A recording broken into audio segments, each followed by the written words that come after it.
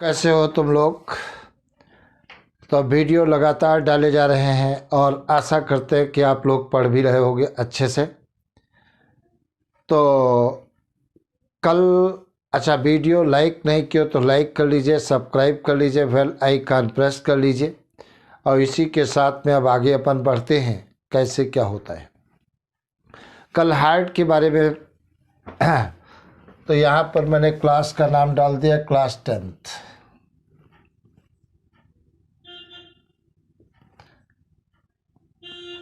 Class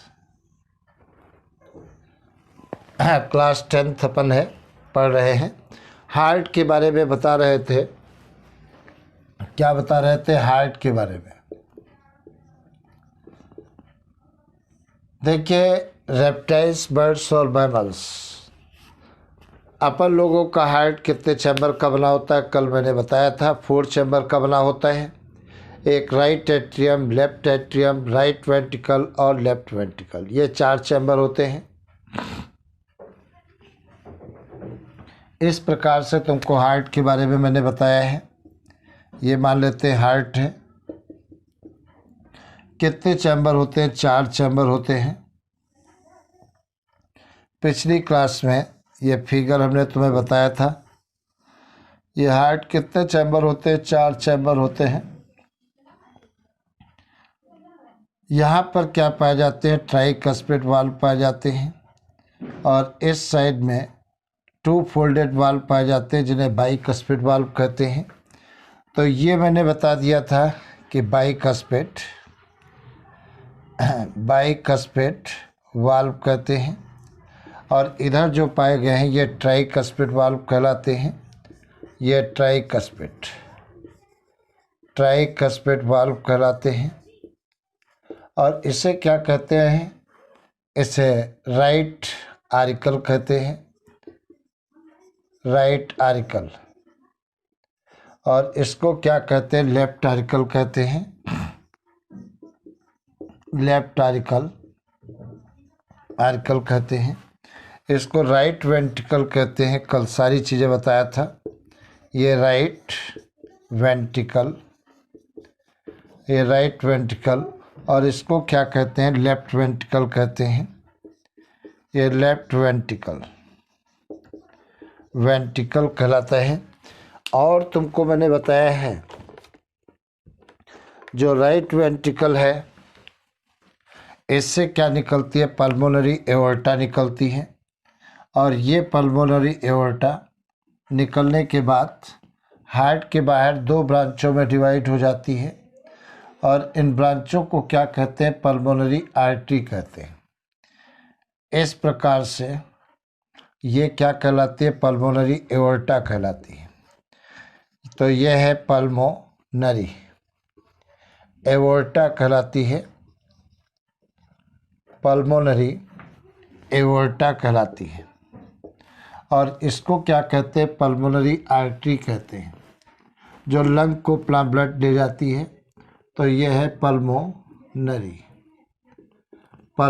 artery कहलाती है। और इधर क्या होता है? एक वाल्व पाए जाते हैं। इनको क्या कहते हैं? सेमिल्यूनर वाल्व कहते हैं। तो ये सेमिल्यूनर वाल्व कहा जाता है। और एक एओर्टा इधर से निकलती है। ये एओर्टा जो निकलती है उसे क्या कहते हैं? सिस्टमिक एओर्टा कहते हैं। और ये हार्ट के बाहर बहुत सारी पत्ती ब्रांचों में डिवाइड हो जाती है, जो बॉडी के डिफरेंट पार्टों को प्योर ब्लड ले जाती है। तो इसे क्या कहते हैं? Systemic aorta.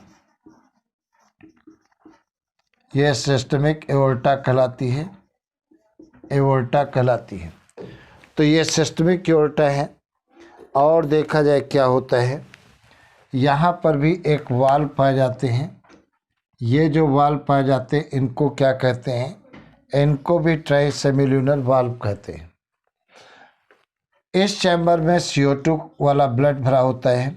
इस चैम्बर में भी CO2 वाला ब्लड मतलब राइट आर्टिकल और राइट वेंट्रिकल के अंदर इम्प्योर ब्लड भरा होता है, लेकिन लेफ्ट आर्टिकल और लेफ्ट वेंट्रिकल के अंदर इस साइड में प्योर ब्लड भरा होता है, O2 वाला ब्लड भरा होता है।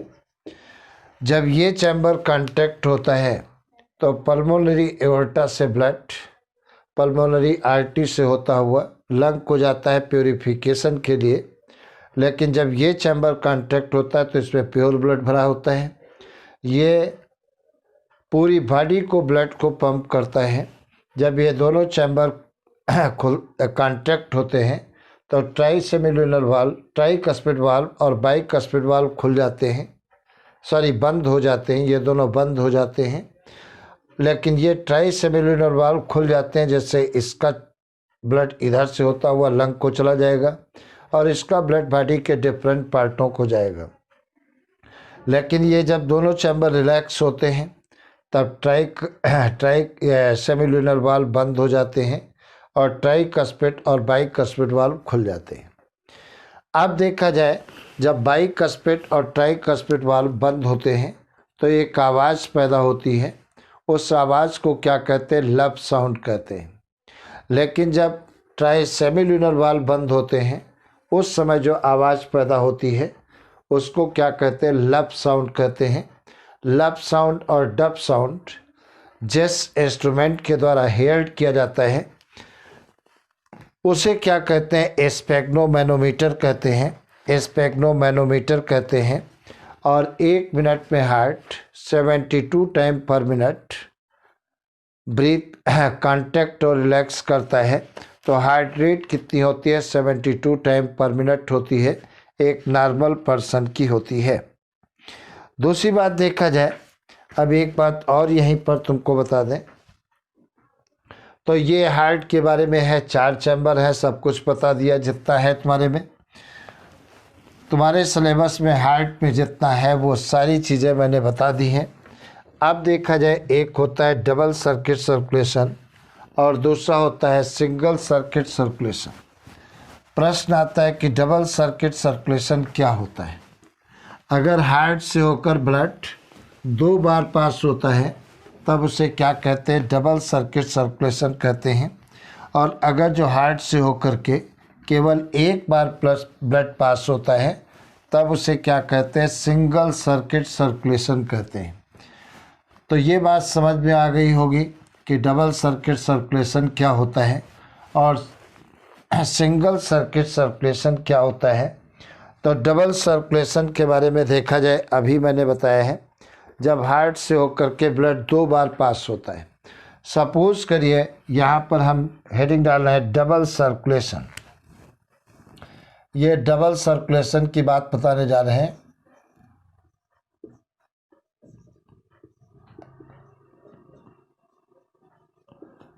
डबल सर्कुलेशन की बात अब हम करने जा रहे हैं। What is double circulation? सुनो, सपोज करिए यहाँ पर ये हार्ट है, ये मान लेते हैं हार्ट है, और यहाँ पर ये बॉडी पार्ट है, ये मान लेते हैं बॉडी पार्ट है। इस प्रकार से ये बॉडी पार्ट है और यहाँ पर क्या है? लंग है। ये अपने लंग्स हैं। अब देखा जाए क्या है, सबसे पहले क्या होगा? बॉडी पार्ट से ब्लड कहाँ आता है? हार्ट के अंदर आता है। बॉडी पार्ट से जो ब्लड आ रहा है हार्ट के अंदर वो कैसा ब्लड होगा? इम्प्योर ब्लड होगा। तो ये ब्लड कैसा होगा? डीऑक्सीजनेटेड ब्लड होगा। तो इस साइड में डीऑक्सीजनेटेड ब्लड है। तो ये बात क्लियर हो गई। फिर हार्ट से ब्लड कहाँ जाता है? लंग के अंदर जाएगा। तो इस प्रकार से ये लंग के अंदर जाता है प्यूरिफिकेशन के लिए। तो यहाँ पर भी ये ब्लड कैसा है? डीऑक्सीजनेटेड है। लेकिन लंग में गैसों का डिफ्यूजन होगा, ब्लड से CO2 निकल करके लंग में चली जाएगी और लंग से ऑक्सीजन ब्लड में आ जाएगी। तो यहाँ से जो ब्लड होगा या लंग से जो ब्लड आता है हार्ट के अंदर आएगा वो प्योर ब्लड होगा, क्योंकि इसमें कैसा होगा, ऑक्सीजन वाला ब्लड होगा। तो ये कैसा ब्लड होगा, ऑक्सीजनेटेड ब्लड होगा। तो ये ऑक्सीजनेटेड ब्लड है। तो ये ऑक्सीजनेटेड ब्लड, और फिर यही ऑक्सीजनेटेड ब्लड बॉडी के डिफरेंट पार्टों में पंप कर दिया जाएगा। तो ये प्योर ब्लड बॉडी के डिफरेंट पार्टों को जा रहा है, ऑक्सीजनेटेड ब्लड। तो यहाँ पर देख रहे हैं हम हार्ट से होकर के 2 बार ब्लड पास हो रहा है, इसीलिए इसे क्या कहते हैं, डबल सर्किट सर्कुलेशन कहते हैं या डबल सर्कुलेशन कहते हैं। एक बार हार्ट के अंदर इम्प्योर ब्लड जा रहा है, दूसरी बार हार्ट के अंदर प्योर ब्लड आ रहा है। तो हार्ट से होकर के अगर ब्लड 2 बार पास आउट होता है तब उसे क्या कहते हैं, डबल सर्कुलेशन कहते हैं। क्या कहते हैं, डबल सर्कुलेशन कहते हैं। और एक होता है सिंगल सर्किट सर्कुलेशन या सिंगल सर्कुलेशन। सिंगल सर्कुलेशन क्या होता है उसके बारे में भी अपन देख लें थोड़ा सा। सिंगल सर्कुलेशन के बारे में देखा जाए तो यहीं पर हम तो सिंगल सर्कुलेशन भी बता रहे हैं। सिंगल सर्कुलेशन किस में पाया जाता है, सिंगल सर्कुलेशन किस में पाया जाता है, ये फिशेस में पाया जाता है, मछलियों में पाया जाता है। तो जब हार्ट से होकर के केवल एक बार ब्लड पास होता है तब उसे सिंगल सर्कुलेशन कहते हैं। तो यहाँ पर हमने नोट किया, ये अब बताने जा रहे हैं, यह है सिंगल सर्कुलेशन। सर्कुलेशन अब देखा जाए सिंगल सर्कुलेशन के बारे में क्या होता है। यहाँ पर सपोज करिए ये हार्ट है, ये क्या है, हार्ट है। यहाँ पर मैंने बता दिया बॉडी पार्ट है, ये मान लेते हैं बॉडी पार्ट है, बॉडी पार्ट। और यहाँ पर मैंने बता दिया ये गिल्स है, ये गिल्स है। अब देखा जाए इधर से बॉडी पार्ट से ब्लड डायरेक्ट कहाँ जाता है, हार्ट में जाता है। और हार्ट बॉडी पार्ट से जो ब्लड जाता है वो कैसा होता है, इम्प्योर ब्लड होता है, मतलब डीऑक्सीजनेटेड ब्लड होता है। तो ये कैसा ब्लड है, डीऑक्सीजनेटेड, डीऑक्सीजनेटेड ब्लड है, डीऑक्सीजनेटेड ब्लड है। और यहाँ से ब्लड कहाँ जा रहा है, गिल्स के अंदर जा रहा है। और किस लिए जा रहा है, प्यूरिफिकेशन के लिए जा रहा है। तो इस साइड में जो ब्लड है वो कैसा है, CO2 वाला है, मतलब इम्प्योर ब्लड है। गिल्स में क्या होता है, डिफ्यूजन के द्वारा गैसों का एक्सचेंज होता है, इम्प्योर ब्लड को प्योर ब्लड में कन्वर्ट किया जाता है। और फिर गिल्स से ब्लड कहाँ जाता है, डायरेक्ट बॉडी पार्ट में जाता है। कहाँ जाता है, डायरेक्ट बॉडी पार्ट में जाता है। और ये ब्लड कैसा होगा, ऑक्सीजनेटेड ब्लड है। कैसा है, ये ऑक्सीजनेटेड, ऑक्सीजनेटेड ब्लड है, मतलब प्योर ब्लड है। तो यहाँ पर आप देख सकते हो हार्ट से होकर के केवल एक बार ब्लड पास होता है, इसीलिए इसे क्या कहते हैं, सिंगल सर्कुलेशन कहते हैं। तो ब्लड का सर्कुलेशन 2 प्रकार का होता है, एक मैंने बताया डबल सर्कुलेशन और दूसरा मैंने बताया सिंगल सर्कुलेशन। सिंगल सर्कुलेशन क्या है, जब हार्ट से होकर के केवल एक बार ब्लड पास होता है तब उसे सिंगल सर्कुलेशन कहते हैं। और अगर हार्ट के अंदर 2 बार ब्लड पास होता है तब उसे क्या कहते हैं, डबल सर्कुलेशन कहते हैं। मेरी समझ से अब ये दोनों बातें क्लियर हो चुकी होंगी, डबल सर्कुलेशन क्या है और सिंगल सर्कुलेशन क्या है। अब देखा जाए क्या होता है, तो ये बातें तुम्हारी बात समझ में आ गई होगी। दूसरी बात देखा जाए, लिम्फ क्या होता है, व्हाट इज लिम्फ। लिम्फ के बारे में बात करें तो अगर जो हम ब्लड से ब्लड से प्लाज्मा को बाहर निकाल दें, नहीं, ब्लड से अगर जो हम RBC को बाहर निकाल देते हैं तो बचे हुए फ्लूइड को क्या कहते हैं, लिम्फ कहते हैं। तो मैंने क्या बताया, अगर ब्लड से हम आरबीसी को बाहर निकाल दें तो जो शेष मटेरियल बचता है उसे क्या कहेंगे, लिम्फ कहते हैं। और लिम्फ कैसा होता है, कलरलेस होता है। कलरलेस होता है क्योंकि हमने आरबीसी को बाहर कर दिया है। तो लिम्फ कैसा होगा, कलरलेस होगा, ये बात तुम्हें याद रखनी है। और एक होता है सीरम। सीरम क्या होता है, ब्लड माइनस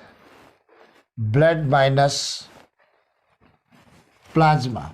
ब्लड से अगर जो प्लाज्मा को बाहर निकाल दिया जाए, मतलब blood minus RBC and plasma protein fibrinogen, इसको बाहर निकाल देते हैं, तब बचे हुए फ्लूइड को क्या कहते हैं, सीरम कहते हैं।